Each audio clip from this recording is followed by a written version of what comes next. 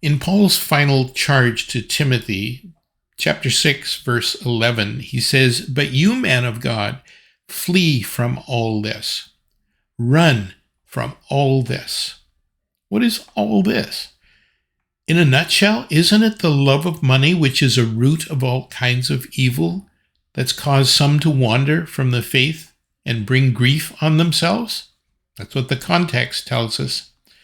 For some reason, this made me think of the classic horror movies, which I don't watch, where there's a ghost or a monster or an evil maniac in the basement, and for some reason, the teenage girl, usually wearing little, has to go down the dark stairs after flipping the light switch several times and discovering that the power had gone out.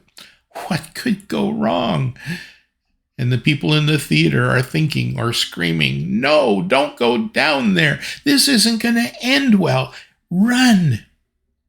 Okay, it'd be a very short movie if she left the haunted house or the decrepit mansion or the dark basement and instead went home. But who wants to live in a horror movie? When there's danger in front of you, run. I also think of the first responders whose job it is to run into the mayhem, the fire, the gun-toting gang, or the enemy.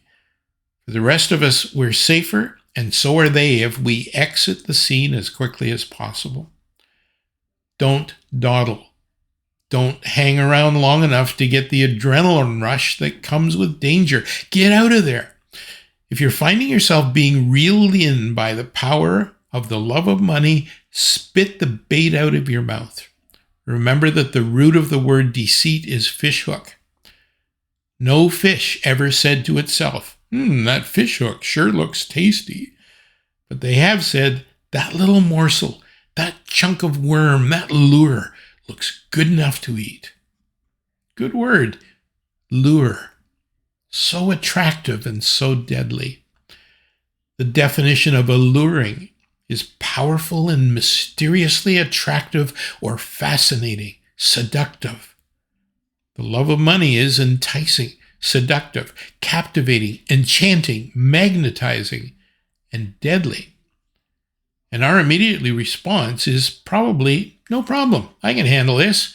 I won't let any of this get in the way of my relationship with the Lord or anybody else. I'm different.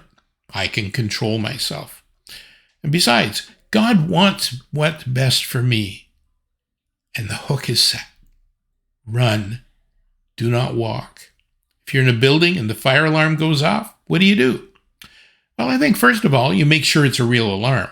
Then you try to get a sense of where the fire is. If it's in the garbage basket beside your desk, you'd want to respond differently than if it's the other end of the building.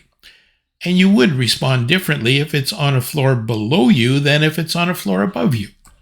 But your goal ought to be to get out of there, unless you can put out the fire next to your desk, as quickly and as safely as you can. Run? Probably not unless it's right on top of you, but again, don't dawdle. I don't think we always understand the urgency that Paul is conveying here. We can often see these kinds of warnings as being for others but not for us, because we can handle it. But why chance it? What makes you think you're so special? Do you think you can handle yourself? Really? Do you want to be victorious in your relationship with God? Do you want to be remembered as a person of God? Then run from these things.